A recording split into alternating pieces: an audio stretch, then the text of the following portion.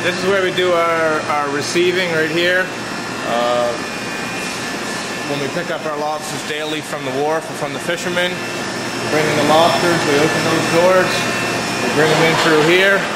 This is where the lobsters purge, where they excrete all their bodily fluids, so to speak. In order for a lobster to travel successfully, it has to purge its body of all the bait and whatnot that it has that is ate in the ocean. So this is where we bring them in here daily. We let them sit here for usually 48 hours. Then we pass through these doors. So we would pull it out of that purge tank. This actually would be a fresh crate of lobster that would have come out of there. This would be a lobster caught in April, new caught. That's typically your hardest shell, best quality lobster. This here, for those who don't know, that's what would be a male lobster right there. Now you're wondering what a female would look like? Female would be there. Okay, so a female has soft swimmerettes we call them, whereas a male, we can get these things propped up properly. Male lobster has a harder, more plasticky-like swimmer. Okay, and that's the way you tell the difference between a male and a female.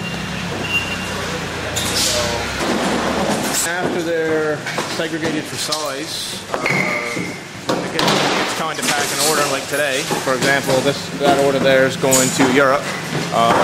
We bring down the inventory in these tote pans, 60 pounds per tote, put them on the roller, and pack the lobsters in the boxes as you see there now. These lobsters here in these type of boxes, they go in there segregated. Okay, it's for more longevity during transit. Those are going to Asia. Add on there.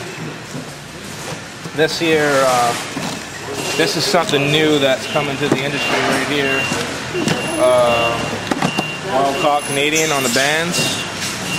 Wild caught Canadian.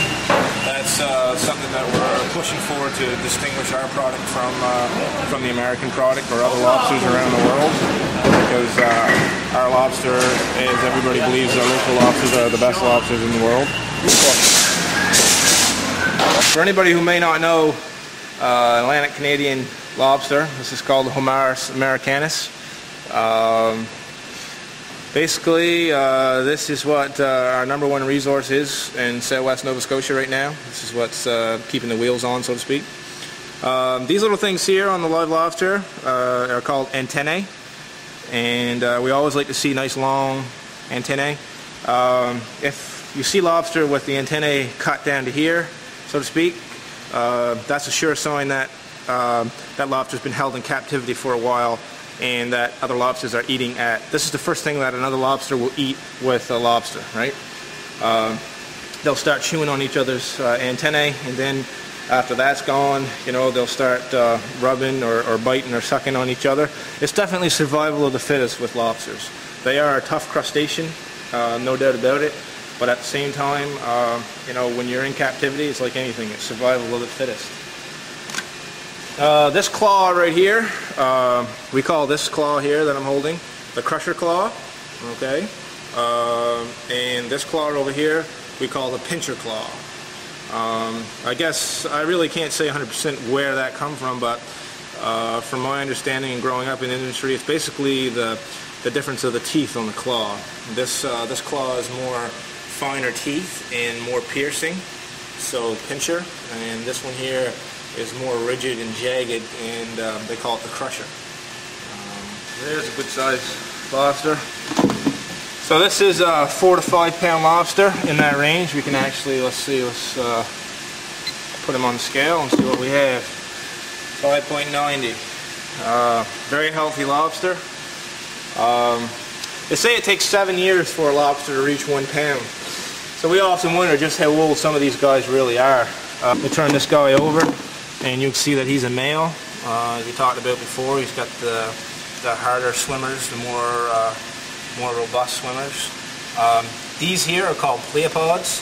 Okay, for all you biologists out there, I'm sure you know exactly what these are. Anyway, you can actually we actually take the pleopods and we clip samples, put them under the microscope, and we can tell at what stage of the molt cycle the lobster is in. And that helps us for when we're holding them in segregation and whatnot to determine, you know, how long we can hold the guy before he starts breaking down. We do a blood protein sample to see the strength of the lobster, and we take that usually from the membrane right in here. You can see this guy here has been damaged right here. That could be from any number of things. Could be from storms, could be from traps, it could be from a fight from another lobster. Our shower system,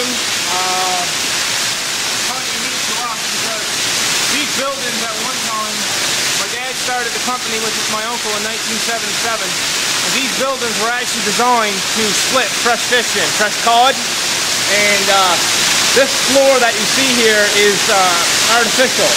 Basically, this ceiling to the cement bottom is 10 foot, and we used to process ground fish in here, we used to process herring roe.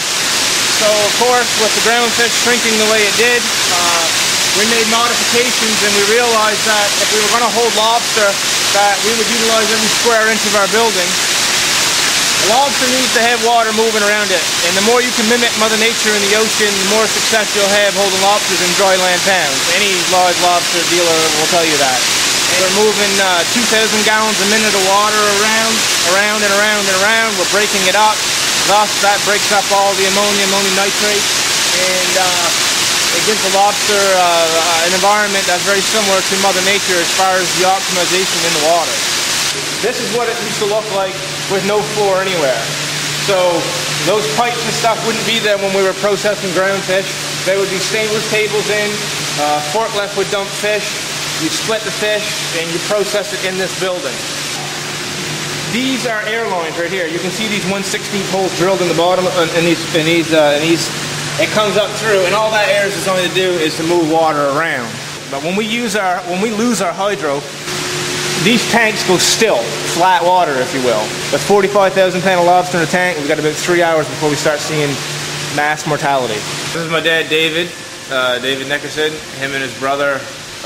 He and his brother started the business in 1977, actually the year that I was born. We incorporated it in July of 76 and got going in 77.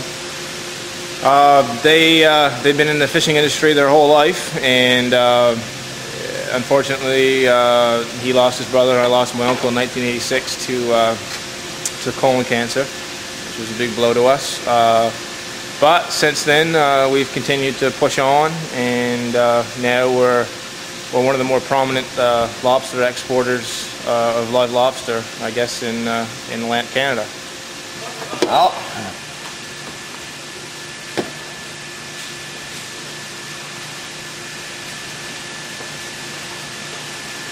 Then a little king.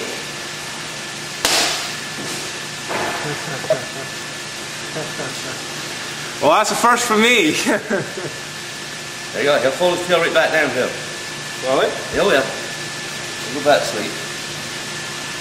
And I hope, for our sakes, everybody's sake in Southwest Nova, that this industry hangs on and that it continues to be healthy, because it is definitely the lifeblood of the people in this community right now, and that front and center should be what everybody's talking about. I mean, this is our oil, so to speak. This is our industry, and we need to take better care of it as a group.